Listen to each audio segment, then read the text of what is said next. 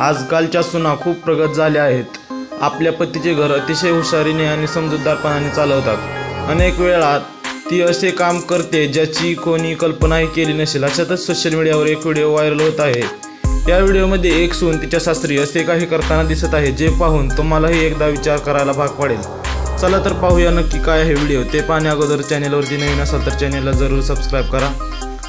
Viral झालेल्या व्हिडिओमध्ये तुम्ही पाहू शकता की एक सून तिच्या सासरी जेवण बनवत आहे। ती तिचा नवरा आणि सासूसाठी चपात्या करताना दिसत आहे। या दरम्यान ती असे काही करते जी पाहिल्यानंतर तुमच्या डोळ्यावर विश्वास बसणार नाही। वास्तविक चपाती भाजण्यापूर्वी सून त्यात नवरा आणि सासू लिहिताना दिसते। इतकंच नाही तर ती तिच्या नावाचीही चपाती करत आहे। यासोबतच सुनबाई यामुळे भांडण होणार नाही असा तर्क लावताना दिसत आहे।